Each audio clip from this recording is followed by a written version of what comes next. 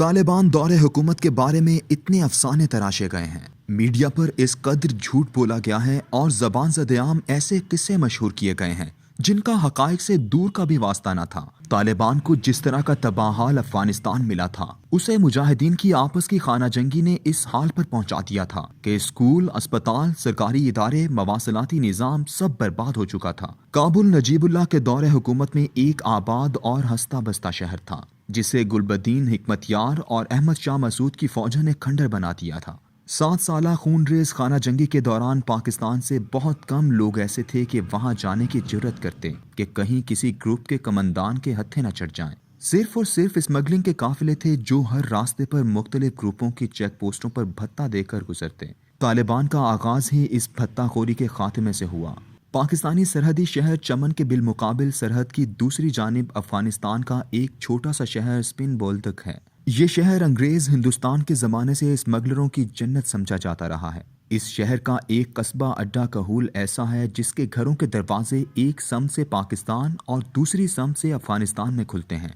یوں یہ گھر نہیں ہیں، سامان کی نقل و رسد کی عارضی پناہگاہیں ہیں۔ اس شہر سے لے کر قندھار شہر تک جانے والی ہر شاہراہ پر ان بدماش بھتہ خور کمانڈروں کی چیک پوسٹیں تھیں۔ پاکستان، جس نے ان افغان مجاہدین کے لیے 14 سال قربانیاں دی تھیں، یہ سمجھ رہا تھا کہ اب کم از کم ان کے قافلوں کو کچھ نہیں کہا جائے گا اور تمام افغان جہادی گروہ انہیں راستہ دے دیں گے۔ حیران کن بات تھی کہ جب 35 ٹرکوں کو 1994 میں سرحد عبور کرتے ہی سپن بولدک پر روک لیا گیا، اس وقت تک کسی کو علم نہ تھا کہ قندھار میں ملا محمد عمر کی سربراہی میں طالبان کی تشکیل پا چکی تھی۔ طالبان نے 24 جون 1994 کو جمعے کے دن قندھار اور پاکستان کی سڑک پر واقع کمانڈر دارو خان کی چیک پوسٹ پر حملے سے اپنی پہلی کارروائی کا آغاز کیا تھا۔ یہ پوسٹ ایسی جگہ پر تھی جہاں 3 مختلف سڑکیں آپس میں ملتی تھیں۔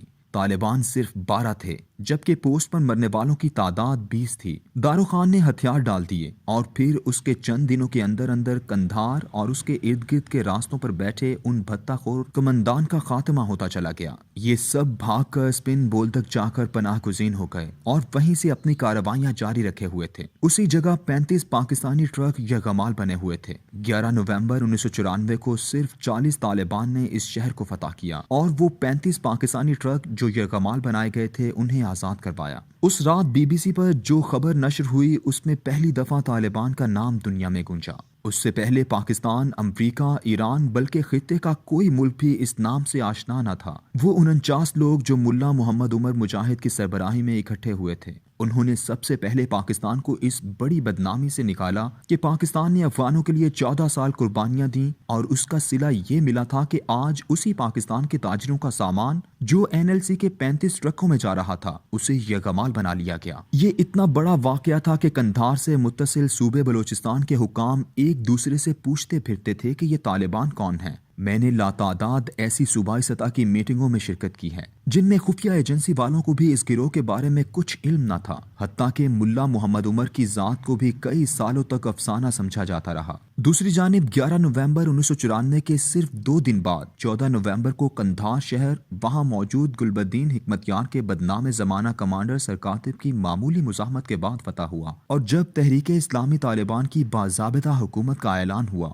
تو دنیا بھر کے میڈیا میں صرف طالبان کا نام گونج رہا تھا۔ مغربی دنیا کے لیے حیرت کی بات یہ تھی کہ وہ افغانستان جہاں روس کے جانے کے بعد بڑی محنت سے گروہی فسادات اور لڑائی پیدا کی گئی تھی، اس میں یہ چھوٹا سا گروہ اتنے سکون اور اطمینان سے کیسے برسر اقتدار آ گیا اور وہاں موجود لوگوں نے بھی اجنبی گروہ کو تسلیم کیسے کر لیا۔ دوسری حیرت پاکستانی دشمن ممالک اور خود پاکستان کے پشتون سیاسی رہنماؤں کو بھی تھی کہ انہوں نے 8 سال سے افغانستان کے شہریوں میں ایک پروپیگنڈا زور و شور سے کیا تھا کہ افغانستان کا امن صرف پاکستان نے تباہ کیا ہے، یہی افغانوں کا قاتل ہے۔ ان کے لیے بھی حیرت تھی کہ اس پروپیگنڈے کی موجودگی میں یہ طالبان کہاں سے آ گئے جو پاکستان کے خیر خواہ ہیں۔ یہی وجہ ہے کہ اس دور میں پاکستان کا تقریباً ہر صحافی جو خود کو باخبر سمجھتا تھا، اس نے بھارتی اثر و رسوخ سے متاثر افغان اور پاکستانی پشتون سیاستدانوں نے مل کر یہ شور مچایا کہ طالبان کو ISI نے بنایا ہے، حالانکہ آغاز کے 1 سال تک پاکستان کے خفیہ اداروں کے فرشتوں کو بھی خبر نہ تھی کہ یہ طالبان کون ہیں۔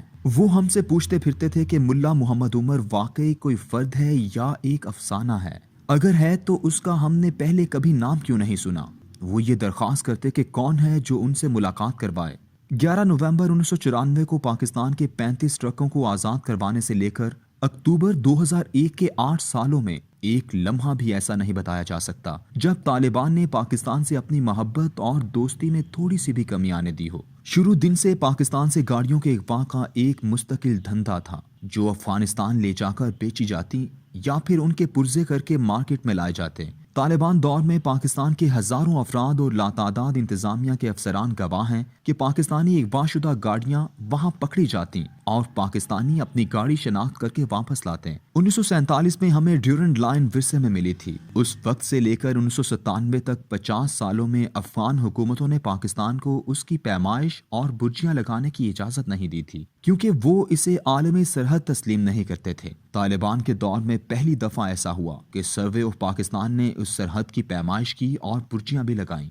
मैं खुद चागी में डेप्यूटी कमिश्नर था। अफगानिस्तान के साथ सबसे बड़ा बॉर्डर इसी जिले का है। मेरे सामने इस ड्यूरेंट लाइन का एहतराम करते हुए बुर्जियां लगीं। इस सब के बावजूद मीडिया में एक झूठा बयान चलाया गया और आज तक चलाया जाता है कि तालिबान ड्यूरेंट लाइन को सरहद तस्लीम नहीं करते थे। बलूचिस्तान और खैबर पख्तूनख्वा के आम लोग तालिबान की अदालतों में अपने केस लेकर जाते थे और अपने भागे हुए मुजरिमों को उनकी अदालतों से सजा दिलवाते थे। यहाँ तक कि अगर पाकिस्तान से कोई फ्रॉड से पैसे लेकर अफगानिस्तान चला गया होता तो तालिबान उससे भी पैसे वापस दिलवाते। लेकिन पाकिस्तान में इसके बरक्स आज तक ये प्रोपेगेंडा किया जाता रहा है कि वो पाकिस्तान के मुजरिमों को पनाह देते थे। ये झूठ सिर्फ एक मकतबा फिक्र के अफराद ने तराशा था और वो भी चंद एक अफराद के बारे में जो मुजाहिदीन के दौर से वहां बैठे हुए थे। कोई पाकिस्तानी मफरूद तालिबान की सरपरस्ती में नहीं रह सकता था। नवाब असलम रईसानी के भाई इस्माइल रईसानी सरलट में 80 की दहाई से अपना कैंप चला रहा था। यहाँ तक कि मुजाहिदीन की भी उसे सरपरस्ती हासिल थी, लेकिन तालिबान के आते ही वो कैंप खत्म कर दिया गया। जारी है।